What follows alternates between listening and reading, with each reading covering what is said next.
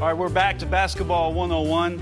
Again, an esteemed panel here, but I'm going to ask some of you guys to step off because it's time for the only true point guard that we have. Yeah. All right, we're going to talk to Isiah Thomas. No, the Shaq. I know you always wanted to play point. But we're going to talk to Isiah. Man, Isiah, you know, obviously the point guard position. There's this cliche that the extension of the coaching staff begins with the point guard. When is it, as a player, that you established that ideal and grasped onto the fact that you had to be an extension of the staff? I understood it very early, you know, from playing grade school to high school.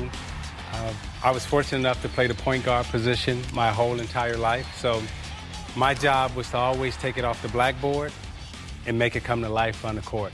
That's the way it was explained to me. You got to understand every position out on the floor, whatever the defensive scheme is, whatever the offensive scheme is, your job is to make sure that it's implemented out on the floor.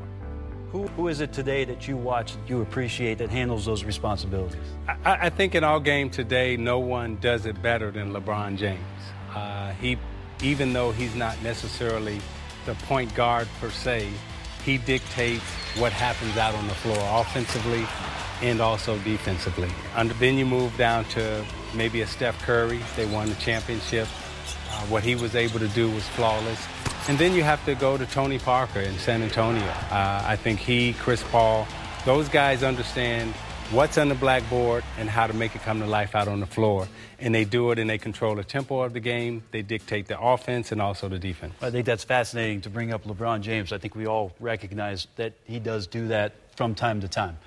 Go through the high pick and roll and what it is that you thought about as a point guard setting it up. Well, the first thing you want to think about in high screen and roll is that you want to keep the ball in the center of the floor.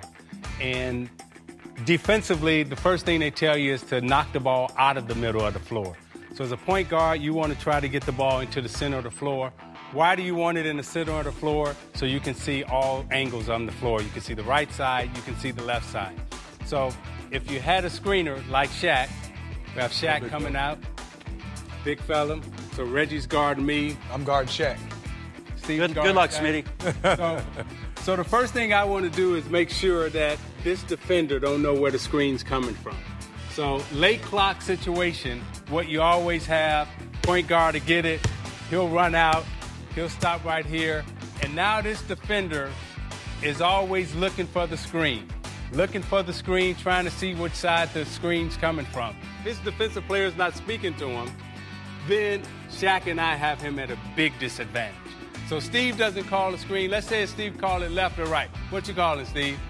Right. Okay, Shaq sends me left now. So I come off, and now I want to make sure that I occupy Steve. If I can occupy Steve, that means I've drawn two. Once I've drawn two, now Shaq, I put the ball behind the two defenders. Shaq has an open layup, dish out to a three-point shooter or what have you. But much of your attention, Zeke, is on your primary defender at that point. I know that you're manipulating Reggie in the high screen and roll, but how much are you looking through him to the screener and then beyond Shaq to the level where you've got guys spotted up and shooting? How much is that defender, Reggie in this case, how much does he worry you? He doesn't worry me at all. My obligation right now is to occupy weak side defense. So what I'm looking at is the four other defenders out on the floor. So as Shaq comes up, big right, Reg. The defender who's guarding me doesn't matter. So now I'm looking at, okay, when I come off, Shaq sets a great screen, and now I'm trying to occupy weak side defense. Because if I can take away weak side defense, so you'll be the weak side defender, Bo. Sure, I'll be here. Okay, and you coming up to take Shaq. Yeah, no thank right? you. Yeah. So my job is to read you now. These two don't matter. Weak side defense picks up Shaq. Now I know I got to skip over. Okay, if you don't take Shaq, then Shaq's got a layup down the lane. Now, that defender can't help off Grant because we got a shooter there. So we call this strong side. So right now, I've occupied three defenders. That's what the point guard's supposed to do in pick and roll. What? Can you talk about the play that made you and Bill Laimbeer so tough to guard? Because he's the opposite of Shaq. He picked and popped. And we see more of that in the NBA today. Good point, 3D. So if you have a shooter. There we go. He's ready now. If you have a shooter, what we say to the shooter is now we call this pick and pop, right? So Shaq's not going to roll. When Shaq pops, he's going to pop, spread the floor, space out to make this defender have a long recovery. My job, again, is to occupy 2. So let's run it again, Shaq, and you're going to pop out and knock down a 3. So I come off. My job is to get Reggie behind me. Once I feel this defender behind me and I'm squared up looking at Steve Smith right in the face, okay, now I know Shaq's open. And I got to make sure that this defender, this big defender, I got to leave Reggie behind me. So I got to come off quick enough and take up the space. You see, I took up the space, put Reggie behind me. Now I'm looking dead on at you. I got Reggie behind me, so I know Shaq is open. If you leave, then I got layup. Zeke, one question. How important are your eyes as a point guard to be able to throw me off? You have to engage the defender with your eyes. So, you know, the most important things that we use in basketball and that we used to use a lot in basketball was voice and eyes. And we would either talk you out of your game or try to engage you. And if I can engage you, make you look at me, then you're not concentrating on everybody else. So we used voice a lot, and then the media started calling voice trash talking. And then you stop talking and you stop using your voice.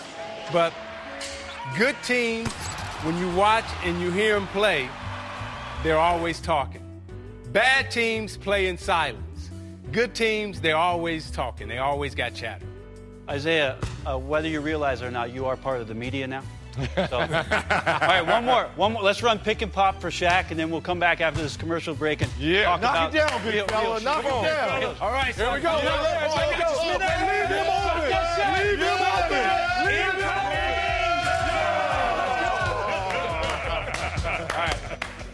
We'll be back to talk about some of the most versatile players that you've ever seen. Steve Smith and Grant Hill will break down what it's like to play several positions in the NBA. If he stops me, one of you are open. If he goes back, then, you know, if he goes a little further back, I may. The young Grant Hill. The young Grant Hill. The young Grant Hill.